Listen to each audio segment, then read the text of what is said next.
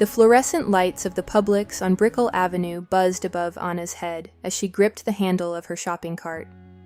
Her daughter Beatrice sat in the little seat at the front, chubby legs dangling, completely unaware that her mother's heart was pounding.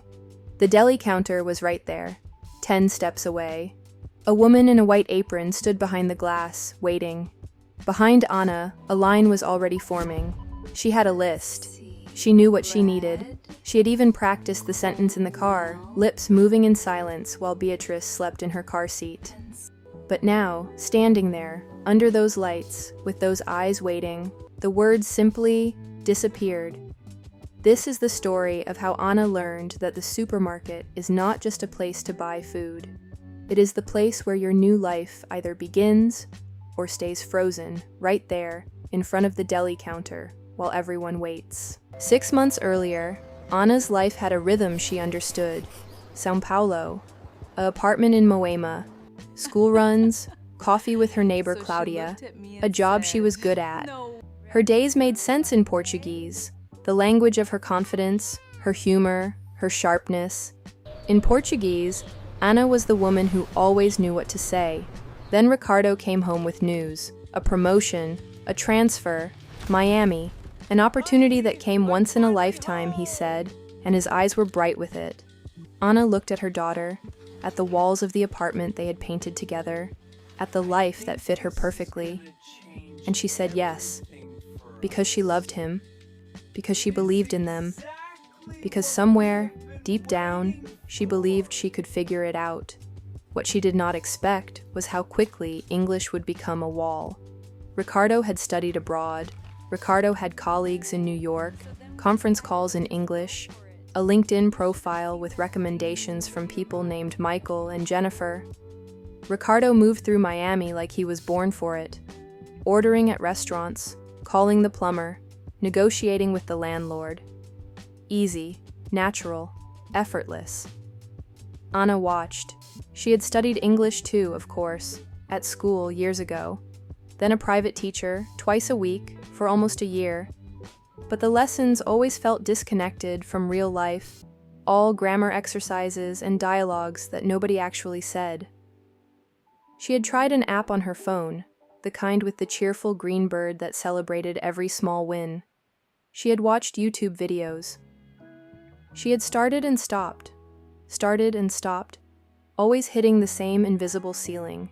The words were there, somewhere, but the moment she needed them, in a real situation, with a real person waiting, they simply refused to come. Miami did not wait for Anna to be ready. The city moved fast, loud, and entirely in English. The pediatrician's receptionist spoke quickly and looked mildly impatient. The woman at the dry cleaner had asked her something 3 times before Anna had simply nodded and hoped for the best. Even Beatrice's daycare, a place full of color and small chairs and the smell of glue, had a parents' group chat where Anna read every message and replied to none. She had become invisible in her own life. And so, on a Tuesday morning in October, while Ricardo was in a meeting on the 42nd floor of a glass building downtown, Anna put Beatrice in the car seat, drove to the Publix on Brickell Avenue, and decided that today would be different. She did not know yet exactly how. She only knew that the deli counter was 10 steps away, and that she was tired, so deeply, quietly tired, of pointing. The produce section was safe. That was the first thing Anna noticed. Fruits and vegetables did not require conversation. You picked them up, you put them in a bag, you moved on. No waiting, no eye contact, no sentences. She spent longer there than she needed to. A bunch of bananas, some tomatoes. A bag of the small oranges Beatrice liked, the ones that peeled easily. She placed each item in the cart with the quiet precision of someone buying time. But the deli counter was still there, waiting. Anna pushed the cart slowly down the aisle, and that was when she heard it. A woman, maybe 60, silver hair, bright yellow sneakers, was standing at the cheese display, talking to herself. Not loudly, just the soft, private murmur of someone thinking out loud while shopping. Just a small wedge of this one, And maybe a couple of slices of that.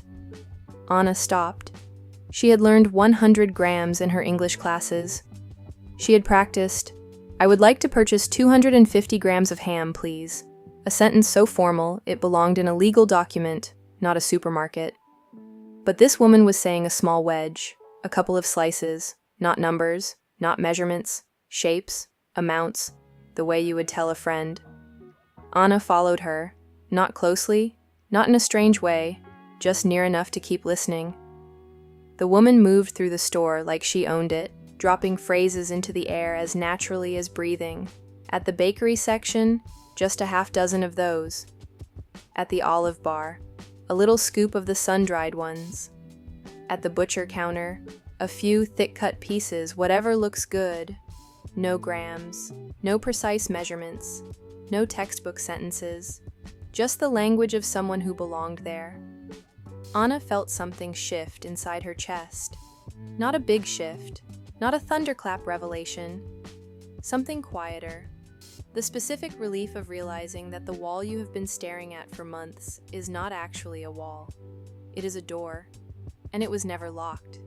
She had been trying to speak English like a dictionary, precise, correct, complete. But native speakers did not speak like dictionaries. They spoke like people, approximate, comfortable, warm. They used a bunch instead of a specific number. They said a little bit instead of a precise weight. They reached for the phrase that felt natural in the body, not the one that was technically accurate. This was not laziness. This was fluency. Anna stood in the middle of the aisle with Beatrice happily gnawing on the corner of the shopping list, and she said it quietly to herself, just once, just to feel how it sat in her mouth. "Just a few slices, please." It fit. Anna did not go straight to the deli counter. She was not ready for that yet, but she was ready to move, and that was new.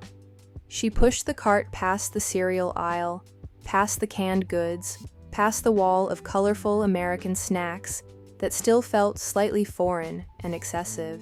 Beatrice pointed at a box of brightly colored crackers and said something that was not quite a word yet. Anna smiled and kept moving. She was listening differently now. At the bakery counter, a young man in a baseball cap leaned across the glass and said to the attendant, "Can I get a loaf of that sourdough, the one on the second shelf?" Simple, direct. Can I get? Not I would like to purchase. Not could you please provide me with. Just, can I get? Anna repeated it silently. Can I get? 3 words that felt like a door opening.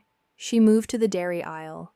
A mother with 2 older children was loading yogurts into her cart, talking to her daughter without looking up. "Grab a couple of those. The strawberry ones." The daughter pulled 2 from the shelf without hesitation. The transaction complete in 7 words. No confusion, no formality. Just the easy shorthand of people who know how to move through the world in this language. A couple of those. Anna placed it carefully in her mind, next to a few slices and just a small wedge. She was building something, a small private collection.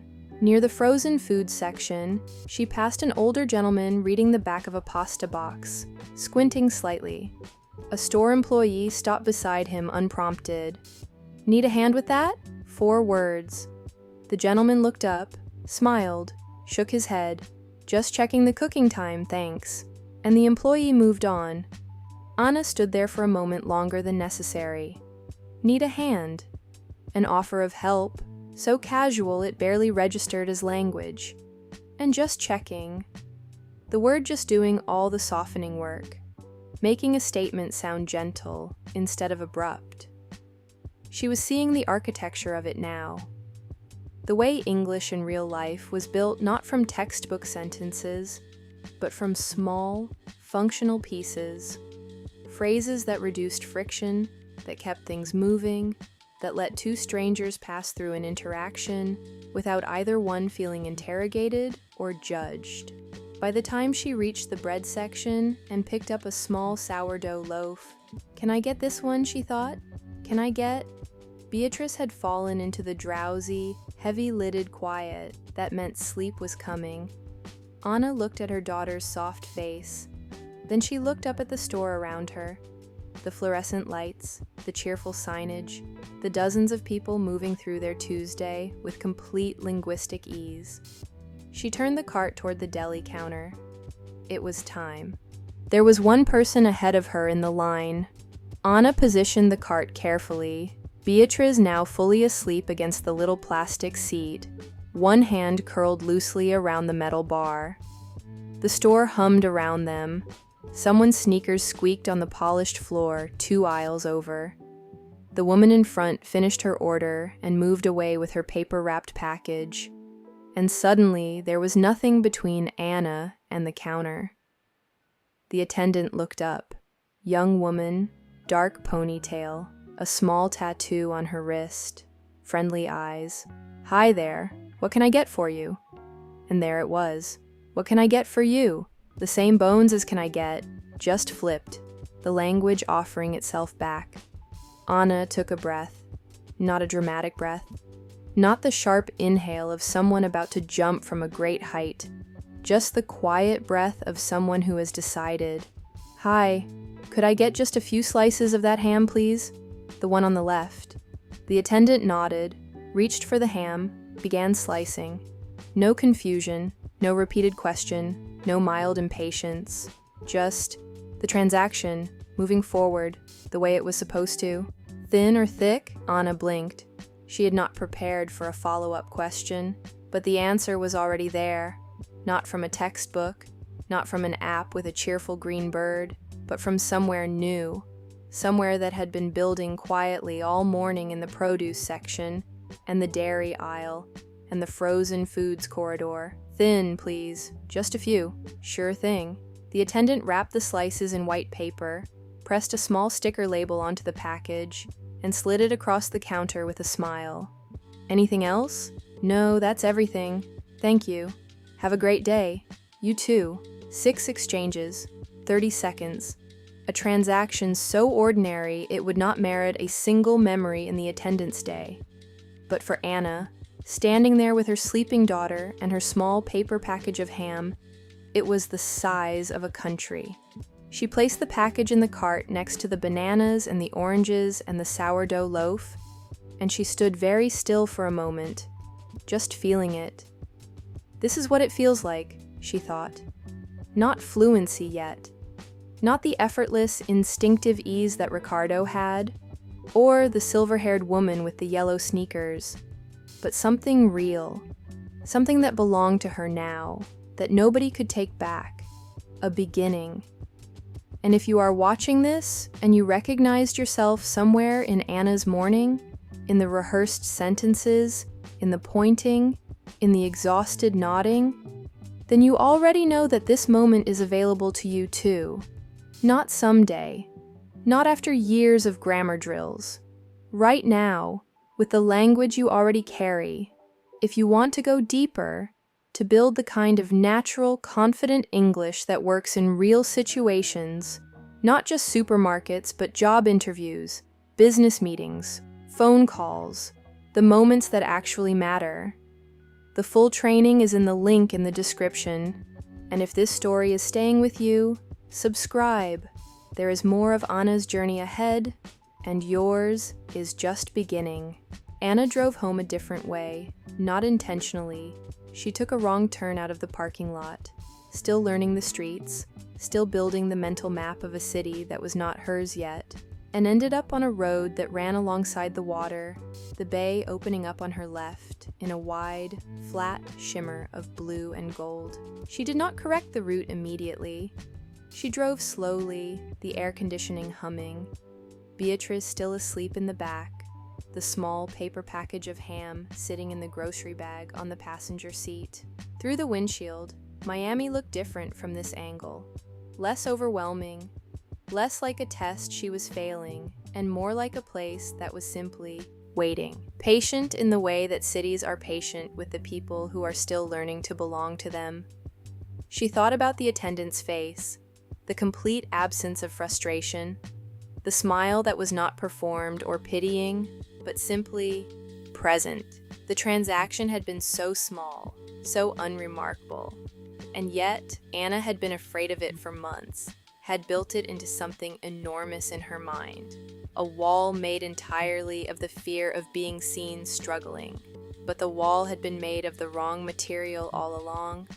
It was not made of language. Anna had language. She had always had language. She had a degree, a career, a sharpness in conversation that made people lean in when she spoke. In Portuguese, she was someone who chose words carefully and well. That person had not disappeared when the plane landed in Miami. She had just been waiting, patient as the city, for Anna to stop trying to replace her and start translating her. This was the thing that no grammar book had ever told her. Fluency was not a destination where you arrived one day with your luggage and your certificates and your perfectly conjugated verbs. Fluency was a practice, a daily, imperfect, sometimes embarrassing, always worthwhile practice of showing up in the language and letting it carry you a little further each time. Today, it had carried her 30 seconds across a deli counter.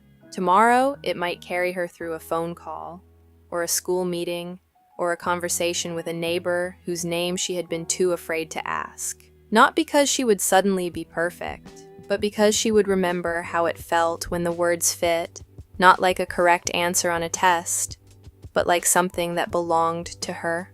She turned onto their street and parked in front of the building, sat for a moment in the quiet car. In the back seat, Beatrice stirred, blinked, looked around with the mild confusion of a child waking somewhere familiar. Mamá, estou aqui, meu amor. Anna reached back and held her daughter's small hand, and then, quietly, to no one in particular, in the language she was still learning to wear, "We're home."